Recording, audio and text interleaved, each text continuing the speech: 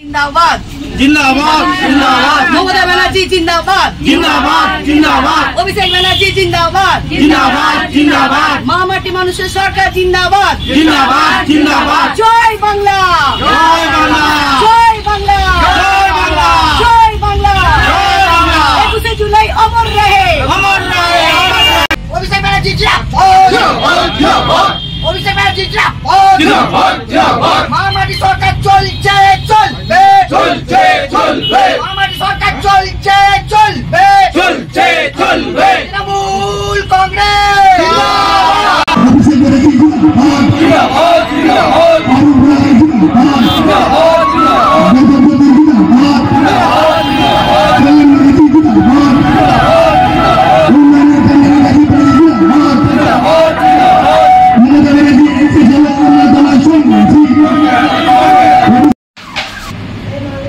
नमस्कार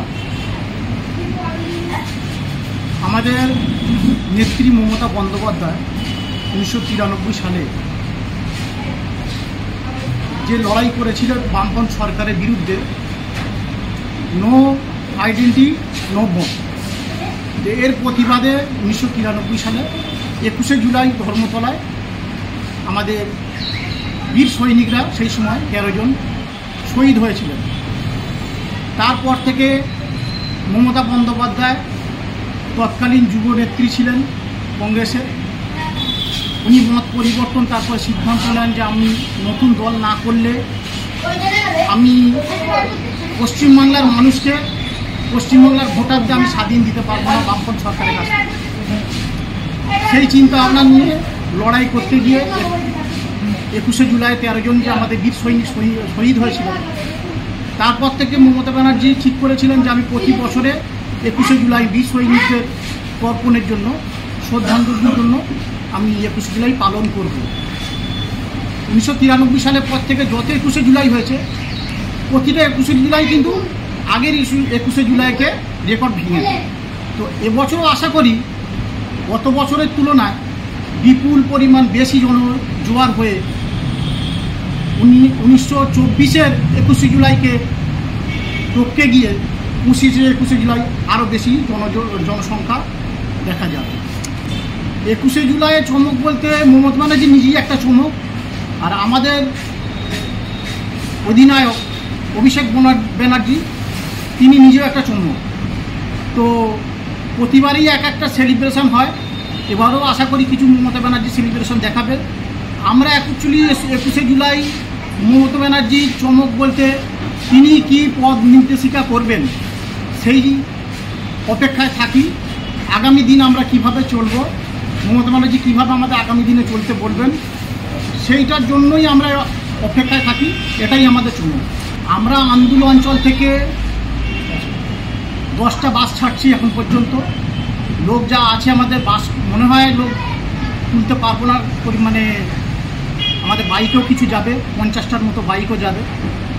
তো আমাদের আন্দোলন অঞ্চলের যে সকল সৈনিক আছে মানে প্রতিটাই আমাদের তৃণমূল কংগ্রেস প্রিয় সৈনিক। আমরা বাইকে বাসে এবং চেষ্টা করব নিজেরাও নিজেদের পকেট থেকে পয়সা খরচা করে 21 জুলাই ধর্মতলায় সামিল হওয়ার জন্য।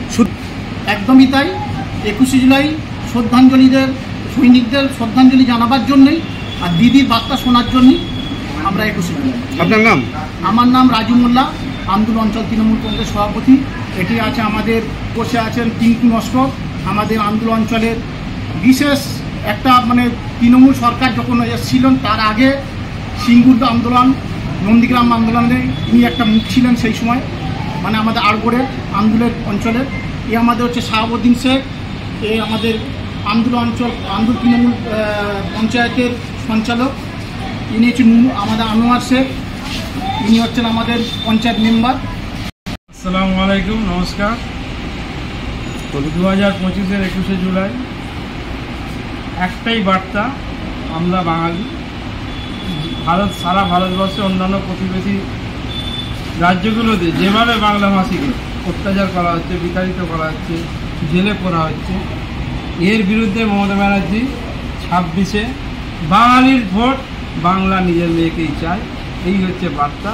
শহীদের উদ্দেশ্যে মমতা ব্যানার্জির আমরা বার্তাটা শুনব, যাতে বাঙালি তার নিরাপদে নিরাশ্রয় সারা ভারতবর্ষে যেখানে খুশি থাকতে পারে। শুধু হিন্দু হিন্দু হিন্দু হিন্দু নয়, হিন্দু মুসলিম ভাই ভাই, এটাই আমরা 2026-এর ইলেকশন দেখতে চাই। আপনার নাম? আনিল মোহাম্মদ নস্কর, ডাকনাম টিঙ্কু, তৃণমূল কংগ্রেসের মেম্বার। 21 মানে আবেগ। তৃণমূল কংগ্রেস দলটা প্রত্যেক বছর বাৎসরিক প্রোগ্রাম, এটা 21 জুলাই। প্রত্যেকটা কর্মী, প্রত্যেকটা নেতার একটা আবেগ ধর্মতলা যাওয়া। সেই উপলক্ষে এবছর রেকর্ড ভিড় হবে, কারণ 26-এ ভোট। সেই হিসাবে আর দ্বিতীয় কথা হচ্ছে, যত বিরোধী পার্টি আছে তারা কুৎসা করে যাচ্ছে দলের উপরে। সেই কর্মীরা এই ভিড় করে জবাবটা দেবে ধর্মতলা গিয়ে। আপনার নাম? শেখ সাহেব। 21 জুলাই এবারের 26-এর 21 জুলাই একটা ইতিহাস সৃষ্টি হবে। এত মানুষ এসে গেছে, অলরেডি 8-9 লাখ মানুষ কলকাতার রাজপথে ঘোরাফেরা করছে, সভাস্থলের দিকে যাচ্ছে। আর আমাদের গ্রামাঞ্চল বিভিন্ন জায়গা থেকে দলে দলে যেভাবে বাস যাচ্ছে, বাইকে করে কর্মীরা যাচ্ছে, তাদের আবেগ, এটা মমতা ব্যানার্জি দেখিয়ে দিচ্ছে তৃণমূলের রেকর্ড তৃণমূলই ভাই। আপনার নাম? পরেশ দাস। আমাদের আন্দোলন অঞ্চল তৃণমূল কংগ্রেসের পক্ষ থেকে 8টা বাস যাচ্ছে, 100টার মতো মোটরসাইকেল র্যালি করে যাওয়া হবে।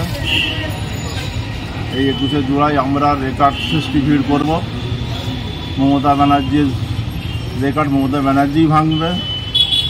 মমতা ব্যানার্জি যে বার্তাটা আজকে দেবে, সেইটা নিয়ে আমরা 26 ঝাঁপিয়ে পড়ব, এটাই আমাদের আশা। হাওড়া জেলা সাধারণ সম্পাদক। আপনার নাম?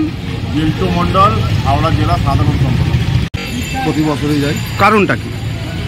কারণ হচ্ছে, প্রথম হচ্ছে আমরা মমতা ব্যানার্জিকে দেখার জন্য উদ্বেগ হয়ে আমরা ওখানে যাই, ওনার বার্তা শোনার জন্য। আমাদের অভিষেক ব্যানার্জি বার্তা শোনার জন্য আমরা যাই, এবং ওনার বার্তা দিয়ে আগামী 26 সালে যে ইলেকশন আসছে সেইটাকে আরও ভালো করে এগিয়ে নেওয়ার জন্য, দিদি যেন আরও ভালো করে আগামী দিন উনি উন্নয়ন করতে পারে, সেই কারণের জন্য আমরা যাই। আর একটা কারণ হচ্ছে, ওখানে শহীদদের প্রতি সম্মান জানানোর জন্য, সেই জন্য আমরা গিয়ে দলে দলে গিয়ে সেই মঞ্চের সামনে গিয়ে ভিড় করি, এটাই কারণ। যেসব মানুষ শহীদ হয়েছে সেই সব মানুষকে সম্মান জানানোর জন্য, সেই কারণের জন্য আমরা দলে দলে গিয়ে মমতা ব্যানার্জির নির্দেশে সেইখানে গিয়ে আমরা যোগ হই। আপনার নাম? আমার নাম জিৎ ঘোষ।